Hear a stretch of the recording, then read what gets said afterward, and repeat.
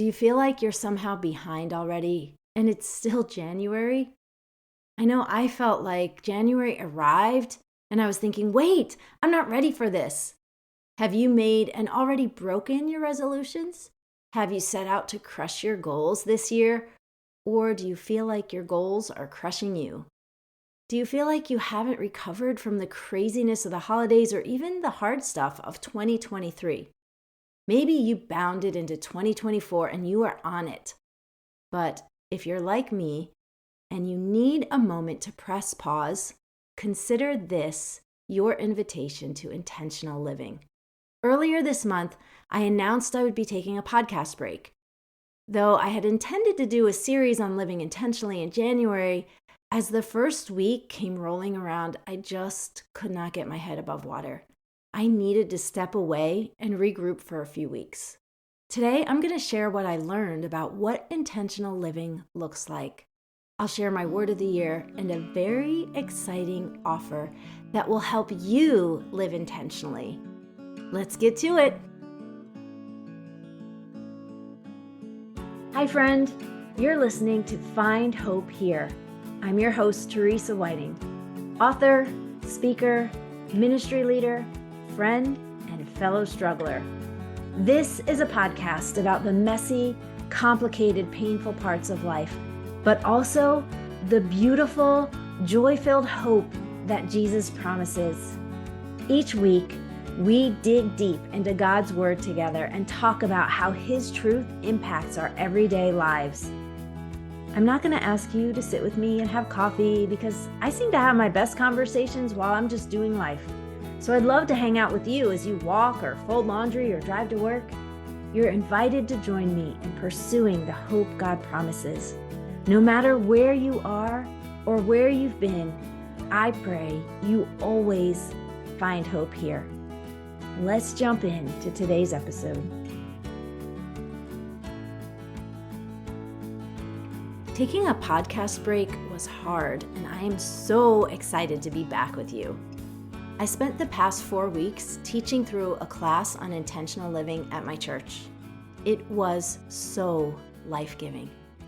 Because when January hits, usually we hear the world shouting at us that our fresh start is now or never. You guys, we haven't even had time to put away our fuzzy socks when January 1st busts in the door, making demands and shouting orders. This is your time to start over. Make your dreams a reality. Crush your goals in 2024. And you know what? This year, I said no. No. I decided to use January as a month to pause and reflect and reset. I wanted to ease into the new year and purposefully set intentions, not resolutions.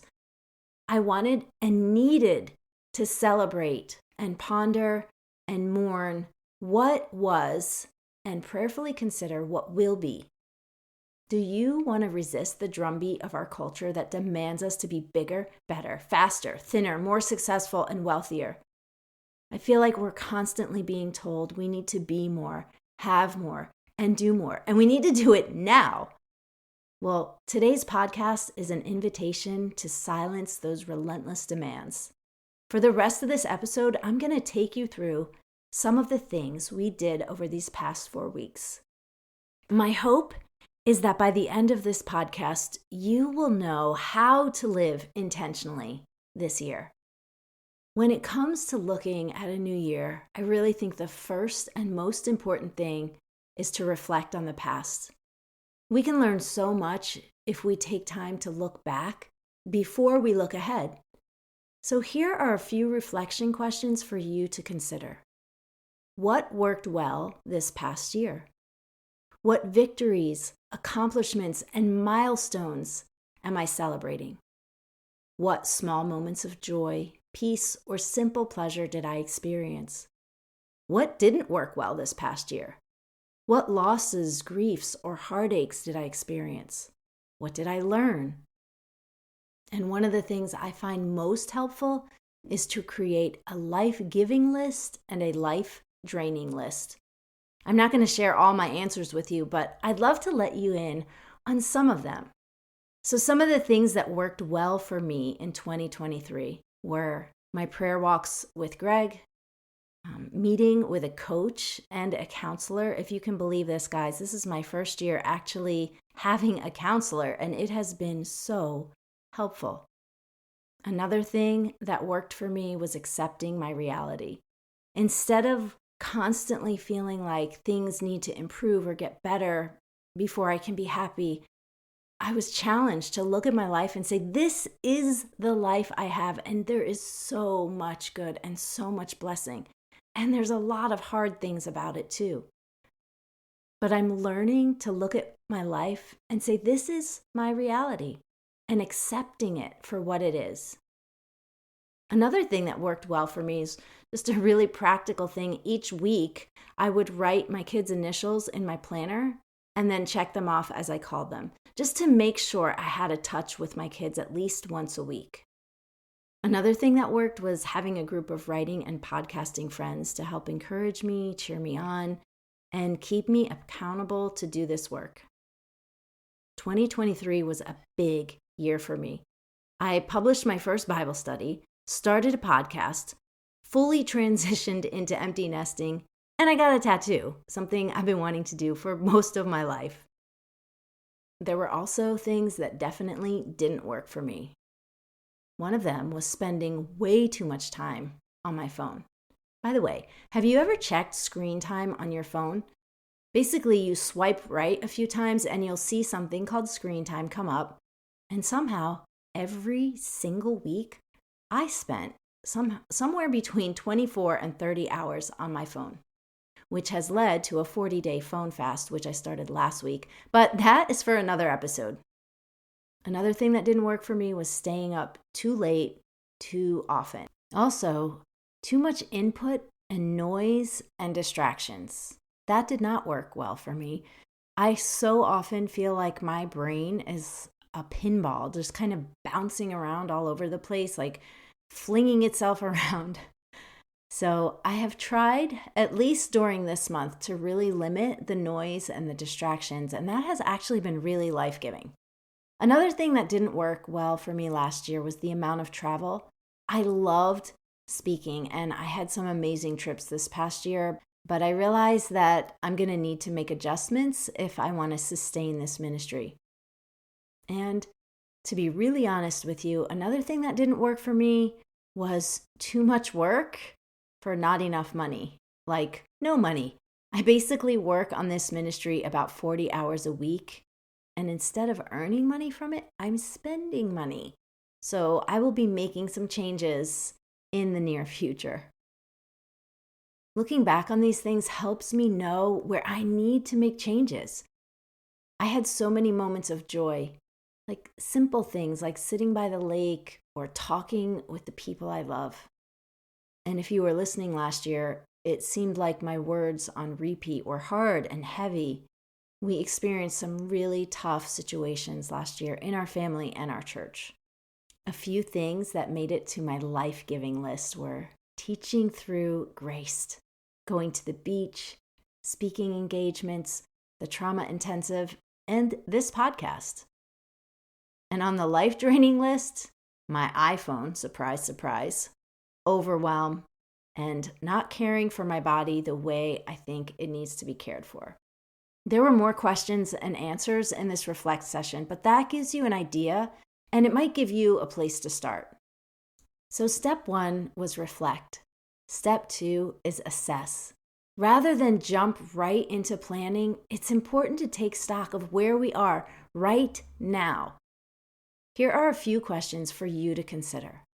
What is the current state of my heart, my soul, my mind, my body?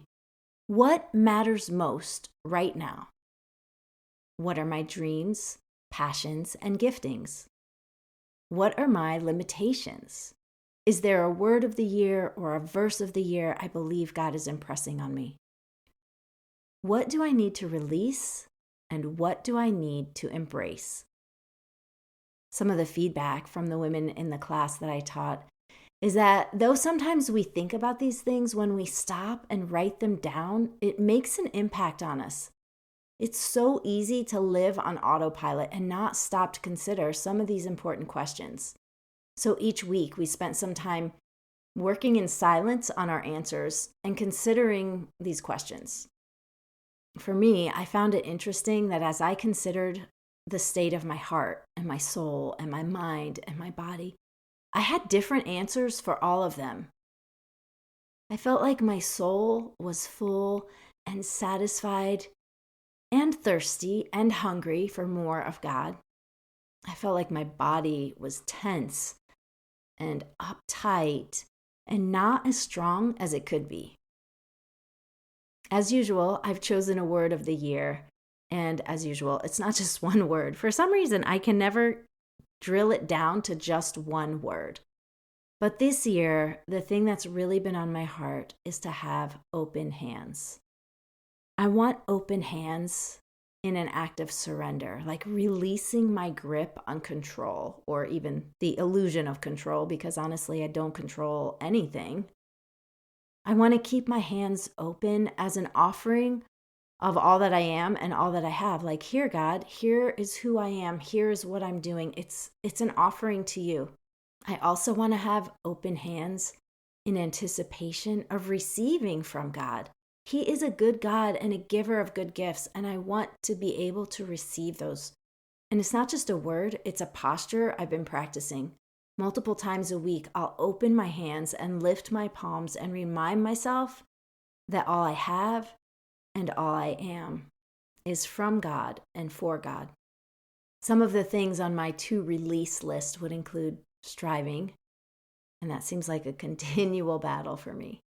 Control, smallness, outcomes, distractions. And a few things on my list of what to embrace would include rest, reality, and responsibly stewarding my gifts and valuing my work. The next step in this process is to discern. I think we all would agree that intentional living is better than simply letting life happen to us. The world fights for our time and attention and affection and money.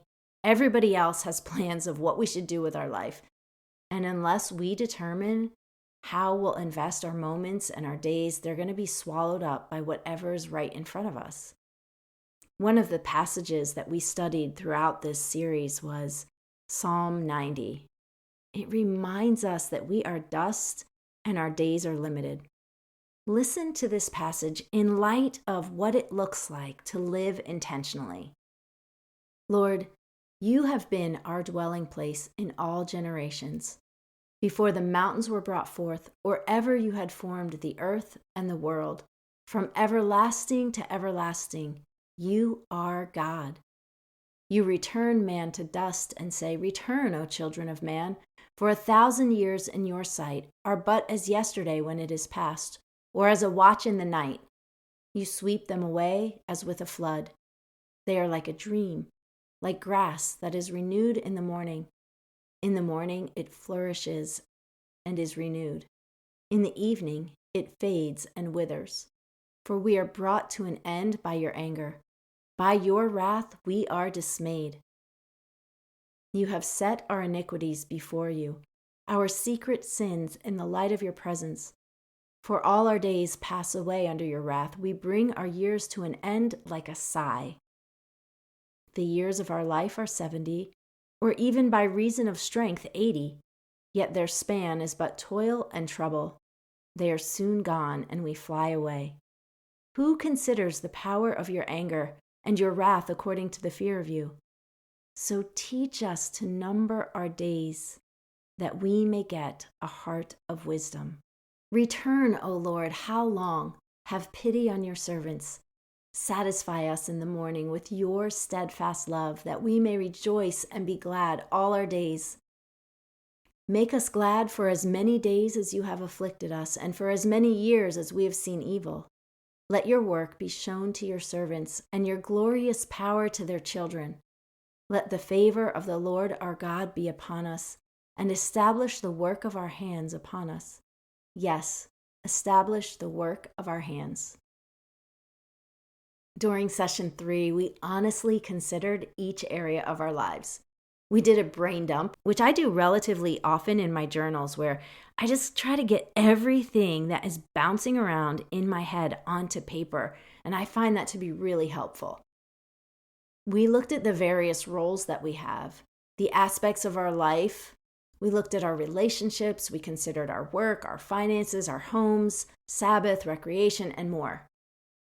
During this phase, it's very important to consider the things that we're going to say yes to, which will inevitably lead us to saying no to other things.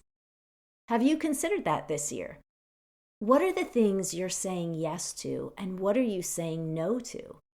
What changes do you want to see in your life?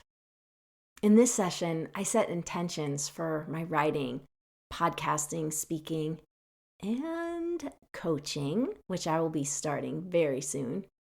I made plans for how to practically build into my relationships with Greg and my kids. I wrote down realistic goals and audacious prayers. And finally, in session 4, it all culminates with creating a plan.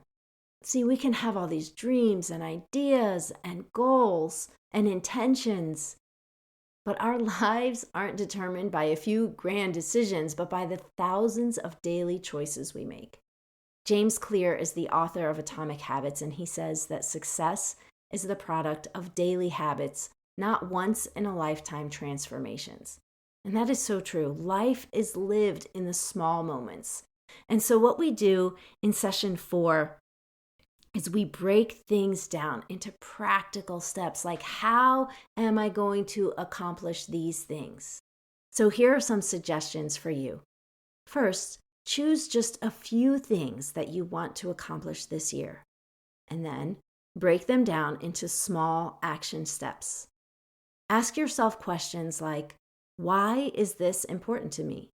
What steps or habits will make this a reality? What resources do I need?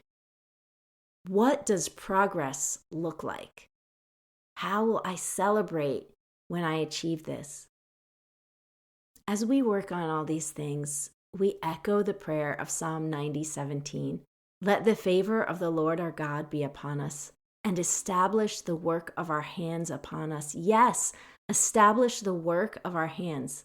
Without God's blessing and Him establishing the work of our hands, it's really going to be futile. We also remember that unless the Lord builds the house, those who build it labor in vain. And ultimately, Proverbs 16:9 reminds us that we can make our plans, but the Lord determines our steps. Intentional living is just faithfully living out our calling one moment at a time. When you take the time to reflect, assess, discern, and plan, it will make you excited about the possibilities this new year holds. And I want to tell you something, it's not too late. As I was teaching through this class each week, I thought of you, and I thought of how helpful this might be to those of you who feel like you're behind, or like you're just flailing around doing whatever is in front of you at the moment with no real purpose or intention. I say February is the new January. There's no hard and fast rules that January is the only time to set goals or make plans to live intentionally. So if you've been listening and thinking, I wish I had gone to that class, I need this, I have created an opportunity for you to create a plan to invest in the rest of your year. I'm offering a one-day workshop called A Gentle Invitation to Intentional Living. Included in this workshop is the 30-page downloadable workbook I created for the class and a 6-hour Zoom call with me. Now you might be like, whoa, 6 hours, that's a lot to ask. But I want you to think about this. There are 335 days left in 2024. Don't you want to be intentional about how you use them? If you have felt thrown into the new year and like you're still trying to get your bearings, consider this your invitation. You will make progress in a gentle, encouraging, supportive environment. You will have the opportunity to have feedback on your plans for the year, and You will thoughtfully consider and discern what your yeses will be and what your nos will be, what you need to release and what you want to embrace. You will come away with a plan for living intentionally. I'm so excited to be offering this to you. I've put a link to sign up in the show notes. And if you can't come for the whole thing, the call will be recorded and sent to everyone who registers. I hope you'll take advantage of this offer.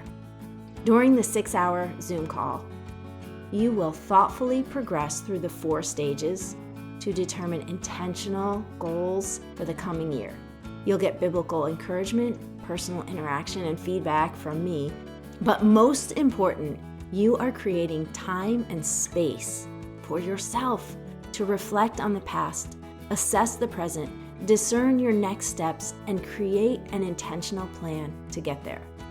We're going to meet from 9 to 3, and we'll take about an hour and a half for each session. You'll have no less than 4 hours of time to work through your answers to many of the questions. This workshop is an investment that will pay you back for the rest of the year. And I'm offering it on 2 separate days. Saturday, February 17th from 9 a.m. to 3 p.m. and Thursday, February 22nd from 9 a.m. to 3 p.m. I'd love for you to imagine it as like a little mini retreat. Like, go to your favorite coffee shop or go to the library and work through this. What do you say? Are you in? This can be your year to live intentionally. Take a deep breath, friend. Let's do this together. Thanks for hanging out with me today on Find Hope Here.